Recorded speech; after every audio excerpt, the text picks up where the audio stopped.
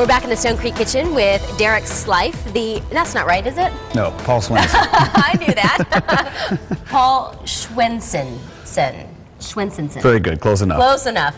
Nordic. Yeah, exactly, exactly. From Double Check Ranch, and we are cooking using local ingredients, and now we've already kind of fast-forwarded that recipe that we started. Right. And this is the kale salad. We wilted those. He added in the tangelos, whichever you prefer, while they were in the pot, then or the skillet, I should say, and then we topped it off with a little parm. So we're going to have this recipe on the site. Excellent.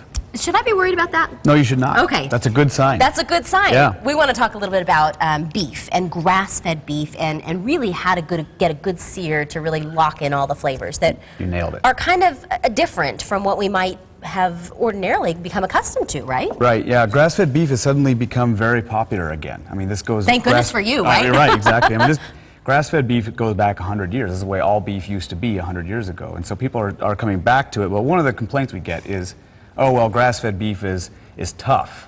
But it doesn't have to be, and mostly that's a cooking technique, so that's one I want to show you. Well, let's just jump into that, and then Fair I'm enough. going to learn a little bit more. You're going to have to school me on this, because quite frankly, I don't know that I've really had a lot of grass-fed beef. Well, you're about to. What we got here is a cast iron skillet. Cast iron and grass-fed are a match made in heaven. Okay. I put in a little bit of oil here. You can see this thing smoking hot. That's a real big key, and this is something I argue with my wife on all the time, but it has to be messy to do it right. Okay. Who usually wins those arguments, well, just out of curiosity? I usually cook and then she cleans up, so I don't know, I don't know what that means. So what I'm doing is getting this as hot as I can go because I want to get a good sear. So I'm going to take, this is actually a skirt steak. Okay, this is from one of our grass-fed animals. I'm going to put it in the pan, and that's what I mean about that mess. You can see Look at that. You can see it just pulling in like that. The proteins are contracting. Right. That's what you want it to do because you're searing in the juice. What makes tough meat is dry meat. Okay. Okay, so if you can sear that in, then it doesn't get dry on you. I'm putting a little bit of kosher salt on top of here, just sort of sprinkling it on there, nice and... If the hunky firemen come, I'm going to point them in... Well, not your direction, actually. There's somebody else I have in mind, but that's another story altogether. Fair enough. So what's going on is it's searing on the bottom edge here. Okay. And that's going to lock in the juices on that side. All right, so pardon my ignorance, seconds. but what is the threshold between a good sear and burning it? It's a fine line, granted, but you see over here, you see this sort of dark brown color? That's a good sear. You want dark brown, not black. Maybe that's the threshold. Okay, all right. Now, So, how did you get into this? I mean, you've been ranching since you were a boy with your dad, or? Yeah, it's a family operation. We've been direct marketing grass-fed beef for 17 years. I came back to the ranch after doing a stint in the military and some other stuff. So I've been back at it full-time now for 6 years, and we ranch east of Phoenix about 70 miles. And we've been catering to the local farmers markets in Tucson and Phoenix ever since. Do you feel like there's a challenge when there's so many other convenient ways at the grocery store to buy beef? Yeah, totally. I mean, so how do you compete with that? That's a really good question. I mean, at the end of the day, the alternative, which is basically corn-fed beef, it's an excellent alternative. It's very, very affordable. It's very, very tender.